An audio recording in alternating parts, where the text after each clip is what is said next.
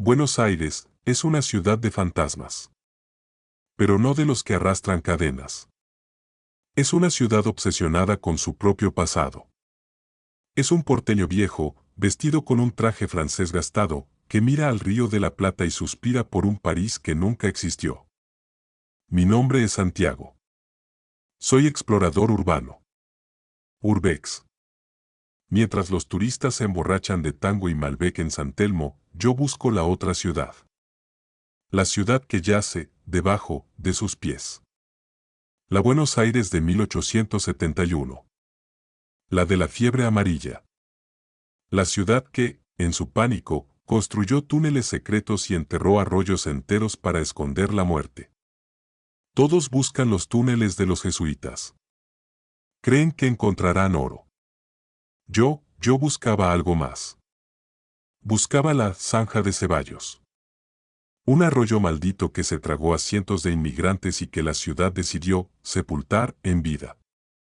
Y en el Archivo General de la Nación, entre mapas catastrales que olían a polvo y a olvido, lo encontré. Un plano original. De 1872. Era el diseño del arquitecto italiano que canalizó el Ceballos. Un hombre llamado, no importa. Lo que importa, es lo que escribió. El mapa era perfecto. Ladrillo, mortero, cálculos, hasta que llegaba a la intersección de las calles Defensa y Chile. Allí, el arquitecto había dibujado una mancha. Una cavidad. Una burbuja de vacío que no debería estar allí. Y en el margen, con una letra temblorosa, casi histérica, había una anotación. No era una nota técnica. Era una advertencia. Escrita en un italiano tembloroso, decía: Cavita. Non toccare punto. Y debajo, con una tinta más oscura, como si la hubiera añadido después, con miedo: Ascoltano punto. El mapa era una obsesión. Me tomó 2 meses encontrar la entrada. No era una alcantarilla en la calle. Era más sutil. Más escondido. Estaba en el sótano de un viejo bodegón en la calle Defensa, uno que había cerrado hacía años. Un lugar que olía a vino agrio y a carne rancia. Detrás de un falso muro de ladrillos, bajo un montículo de barriles podridos, había una placa de hierro fundido. Estaba fría. Y no tenía óxido. Extrañamente, no tenía óxido. La abrí. El olor que subió de esa oscuridad, casi me hizo vomitar. No era el olor de la cloaca. No era el olor a gas metano. Era un olor a tierra. A tierra mojada, profunda, fértil. Un olor a ozono, como el aire antes de una tormenta. Y, algo más. Un olor dulzón, empalagoso, como el de las flores pudriéndose en un jarrón. Bajé. 10 metros. 20. El sonido de la ciudad, el tango de la Plaza Dorrego, los gritos de los vendedores, el rugido de los colectivos, se desvaneció. No gradualmente. Se cortó. Como si alguien hubiera cerrado una puerta de plomo sobre mi cabeza. Estaba en un silencio absoluto. Un silencio de tumba. El único sonido era el eco de mis propias botas en el barro. Chap. Chap. Chap. Y el goteo constante del agua, plic, ploc. Encendí mi linterna frontal. El túnel del siglo XIX era una obra maestra. Ladrillo rojo, perfectamente arqueado. Pero, estaba limpio. No había ni un solo grafiti. No había latas de cerveza, ni jeringas, ni basura. Los túneles de Urbex siempre están llenos de basura. Este no. Estaba prístino. Como si alguien, o algo, lo barriera. Como si alguien lo mantuviera ordenado. Y el barro del suelo no era barro. Era un lodo grisáceo, espeso y cálido. Seguí el mapa del arquitecto durante 1 hora. Mis botas chapoteando en ese lodo gris y tibio. El olor a tierra y a flores podridas se hacía más fuerte. El túnel de ladrillo se suponía que debía continuar por otros 2 kilómetros. Pero no lo hizo. Terminaba bruscamente en un muro de roca sólida y natural. Un callejón sin salida. Sentí una punzada de decepción. ¿Eso era todo? ¿El arquitecto estaba loco? Pero el mapa decía que la cavidad estaba justo aquí. Y yo sentía corriente. Una corriente de aire. Seco. Caliente. Salía de algún lado. Apunté mi linterna al muro. Y vi la grieta. Oculta detrás de un pliegue en la roca. Y la inscripción. Alguien la había tallado en la roca viva. Las mismas palabras del mapa, Ascoltano. Metí mi mano en la grieta. No era una pared sólida. Era falsa. Empujé. Los ladrillos, disfrazados de roca, cedieron. Y me deslicé a través de la abertura. El aire me golpeó en la cara. Un aire caliente, seco, pulsante. Y la oscuridad era diferente. Era una oscuridad viva. Encendí mi linterna de alta potencia. Y mi sangre se convirtió en hielo. Yo ya no estaba en un túnel. Estaba en una caverna. Una caverna natural, gigantesca, tan grande como una estación de metro. El techo estaba a 30 metros de altura, cubierto de estalactitas que parecían dientes. ¿Y las paredes? Las paredes estaban cubiertas. No de musgo. Estaban cubiertas de nidos. No, no eran nidos. Eran capullos. Cientos, miles, de pequeños sacos grises, sedosos, pegados a la roca como avisperos. Y todos vibraban muy suavemente. Y entonces oí el sonido. Ya no era el goteo del agua. Era un golpeteo. Un golpeteo rítmico, suave, que venía de las profundidades de la caverna. Ta-ta-tac, ta-ta-tac, ta-ta-tac. Como el sonido de 1000 máquinas de escribir, o de alguien picando piedra muy, muy lejos. Seguí el sonido.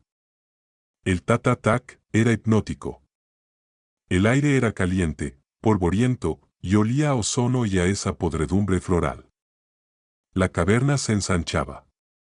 Los capullos grises en las paredes eran ahora del tamaño de un puño humano. Seguían vibrando. Caminé por lo que pareció una hora, siempre cuesta abajo. El golpeteo se hacía más fuerte, rebotando en la oscuridad. Y entonces, el suelo desapareció. Llegué al borde de un precipicio. Un vasto, vasto abismo subterráneo. Encendí mi reflector principal. El haz de luz blanca cortó la oscuridad. Y mi cerebro simplemente, se apagó. No podía procesar lo que estaba viendo. Abajo. A 100 metros por debajo de mí. Había una ciudad.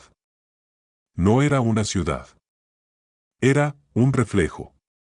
Un eco enfermo. Era Buenos Aires, pero equivocada. Era una villa miseria del tamaño de un estadio de fútbol, construida enteramente de basura. Pero no basura moderna. Era basura antigua. Vi edificios hechos de cientos de somieres de cama oxidados, apilados unos sobre otros. Vi calles pavimentadas, con miles y miles de tazas de café de porcelana rotas. Vi un intento grotesco de construir el obelisco, hecho con guardabarros de coches Ford de 1930. Y había luz. Una luz de gas pálida, enfermiza, que emanaba de tuberías de bronce agrietadas. Y había gente. Cientos de ellos. Ese era el origen del golpeteo. No eran humanos. Eran pálidos. De un color blanco grisáceo, como el vientre de un pez. Eran delgados, encorvados. Y del tamaño de niños. No tenían pelo. no tenían nariz. Y no tenían ojos. Sus rostros eran lienzos suaves y húmedos. Estaban trabajando. Ese era el Tat-a-Tac. Golpeaban tubos de metal con piedras. Arrastraban muebles podridos del siglo XIX.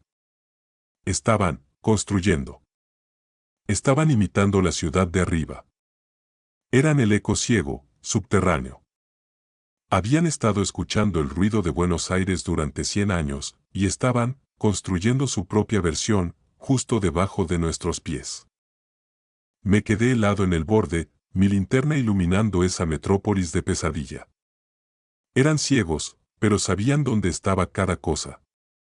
Se movían con una eficiencia horrible, como una colonia de hormigas. ¿De dónde sacaban todo esto? ¿Eran solo arqueólogos de la basura? Me escondí detrás de una pila de lo que parecían ser maniquíes antiguos, de cera, medio derretidos. Sus sonrisas pintadas me miraban fijamente en la oscuridad. Observé. Y vi a un grupo de ellos, los pálidos, regresar de un túnel lateral. Venían en fila india. Y traían cosas nuevas. No eran objetos del siglo XIX. Eran nuestros. El primero llevaba un iPhone. La pantalla estaba rota, pero la linterna parpadeaba débilmente. Ellos se apartaban de la luz, siseando, como si les doliera. El segundo llevaba una zapatilla. Una Nike moderna, de un color rojo brillante que gritaba en esa oscuridad. Solo una. El tercero. Arrastraba un cochecito de bebé. No uno antiguo, de mimbre. Uno moderno, de plástico azul. Mi sangre se convirtió en agua helada. Entendí. La zanja de Ceballos, ese arroyo subterráneo que el arquitecto había enterrado, no era solo un arroyo. Era su autopista. Conectaba esta caverna con todos los sótanos, con todas las alcantarillas, con todas las rejillas de tormenta del barrio de San Telmo. Ellos no encontraban cosas. Ellos coleccionaban. Eran la razón por la que las cosas se pierden en la gran ciudad. La media que desaparece. La llave que se cae por la alcantarilla. El teléfono que se te resbala. Eran los recolectores silenciosos, ciegos, que vivían justo debajo del suelo que pisamos. Y mientras pensaba eso, vi al cuarto pálido. No llevaba nada. Pero, se detuvo. Justo debajo de mi cornisa. Levantó su rostro liso y sin ojos, directamente, hacia mí. No podía verme. Pero, alzó la cabeza, y olfateó el aire. Solo voz del narrador. Me congelé. El pálido, el que estaba olfateando, seguía allí abajo. Su rostro sin ojos apuntando directamente hacia mi escondite. Mi corazón latía tan fuerte que estaba seguro de que podía oírlo. Bum bum, bum bum. Y entonces, mi cámara, la cámara de vídeo que llevaba en el pecho para grabar mis exploraciones. Se quedó sin batería. E hizo un sonido. Un bip. Un pequeño, agudo, electrónico, bip. El sonido más ruidoso que he oído en mi vida. Pausa larga. El golpeteo, el tat-tat-tac, se detuvo. El susurro de los constructores se detuvo. La ciudad subterránea quedó en silencio absoluto. Y entonces, lentamente, como una marea horrible. Cientos de rostros pálidos, lisos y sin ojos. Giraron. Y miraron. Directamente, hacia mí. No me veían.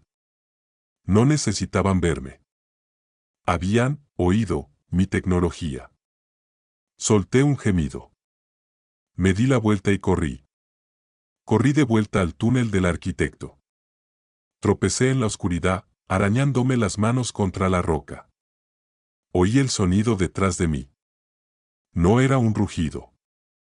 No era un grito. Era un susurro.